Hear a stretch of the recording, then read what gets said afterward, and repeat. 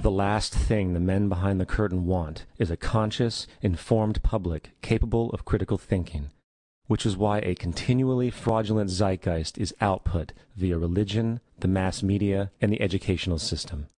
They seek to keep you in a distracted, naive bubble, and they are doing a damn good job of it. In 2005, an arrangement between Canada, Mexico, and the United States was made. This arrangement, unannounced to the public, unregulated by Congress, merges the United States, Mexico, and Canada into one entity, erasing all borders. It's called the North American Union, and you might want to ask yourself why you've never heard of this. In fact, there is only one mainstream reporter who has actually heard of and has had the courage to cover this issue. The Bush administration's open borders policy and its decision to ignore the enforcement of this country's immigration laws is part of a broader agenda. President Bush signed a formal agreement that will end the United States as we know it, and he took the step without approval from either the U.S. Congress or the people of the United States. It's a deal that few have even heard of. It's being done again by very few people at the very top on behalf of the investment class, but the working class of people, political officials across our country, from communities, from cities and so forth, they don't know anything about this. This isn't some trade agreement. It is a total removal of sovereignty from these countries, which will also result in a completely new currency called the Amero. Fall. Apart from that, I think one thing people who are dollar-based need to focus on is the Amero. That's the one thing that nobody's talking about that I think is going to have a big impact on everybody's life in Canada, the U.S., and Mexico. The Amero is the proposed new currency for the North American community, which is being developed right now between Canada, the U.S., and Mexico to make a borderless community, much like the EU, and the dollar, Canadian dollar, U.S. dollar, and the Mexican peso replaced by the Amero. By default of this agreement, the American Constitution will eventually be obsolete. You would think that a situation like this would be on the cover of every major newspaper. That is until you realize that the people who are behind this movement are the same people behind the mainstream media, and you are not told what you're not supposed to know. The North American Union is the same concept as the European Union, the African Union, and the soon-to-be Asian Union, and the same people are behind all of them. And, when the time is right, the North American Union, the European Union, the African Union, and the Asian Union will be merged together, forming the final stages of a plan these men have been working on for over 60 years. A one-world government.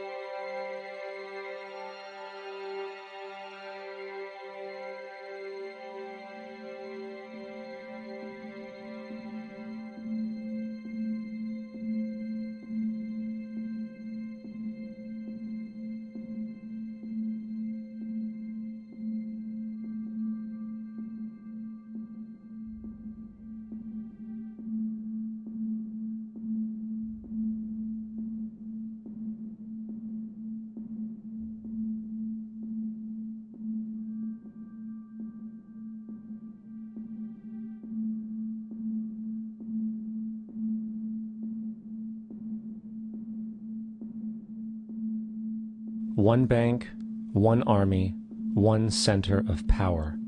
And if we have learned anything from history, it is that power corrupts, and absolute power corrupts absolutely.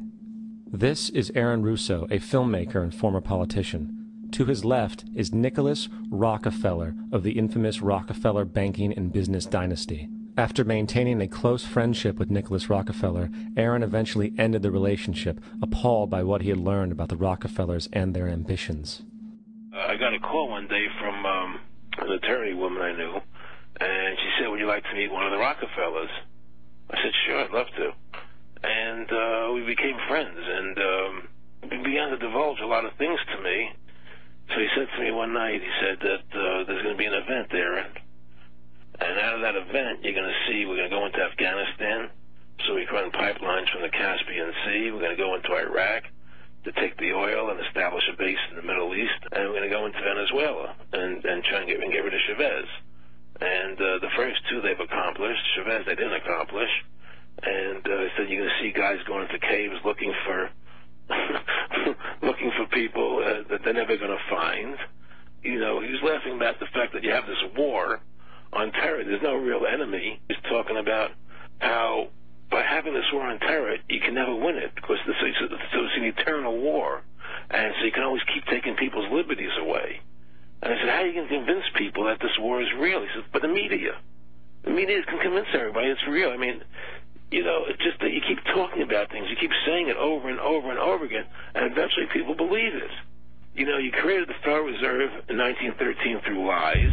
You create 9/11, which is another lie. Through 9/11, you're fighting a war on terror, and now all of a sudden you go into Iraq, which was another lie, and now they're going to do Iran. You know, and it's all one thing leading to another, leading to another, leading to another. Now, I would say to them, what are you doing this for? What's the point of this thing? You have all the money in the world you ever want. You have all the power. I said, you know, you're hurting people. It's not a good thing. And he would say, what do you care about the people for? Take care of yourself and you take care of your family. And then I said to him, what are the ultimate goals here? He said, the ultimate goal is to get everybody in this world chipped with the RFID chip and have all money be on those chips and everything on those chips.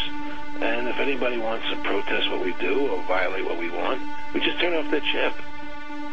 That's right, microchipped.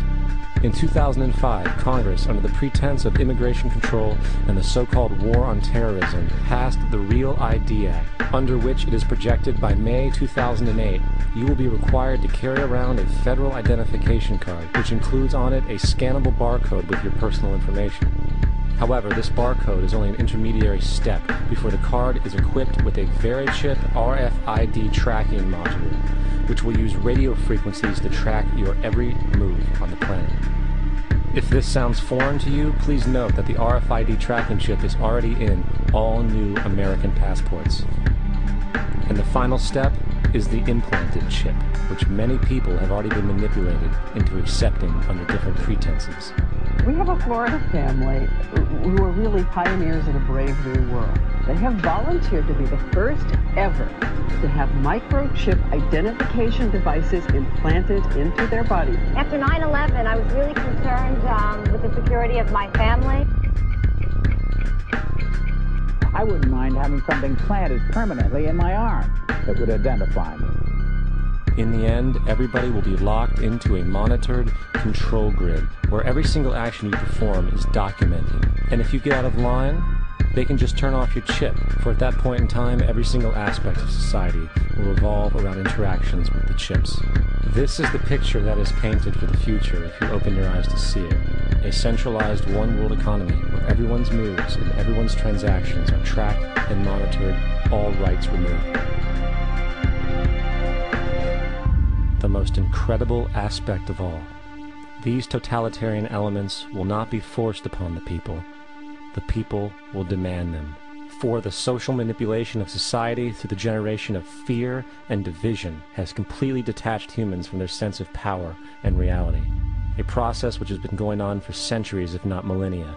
Religion, patriotism, race, wealth, class, and every other form of arbitrary, separatist identification and thus conceit has served to create a controlled population, utterly malleable in the hands of the few. Divide and conquer is the motto, and as long as people continue to see themselves as separate from everything else, they lend themselves to being completely enslaved. The men behind the curtain know this, and they also know that if people ever realize the truth of their relationship to nature and the truth of their personal power, the entire manufactured zeitgeist they prey upon will collapse like a house of cards.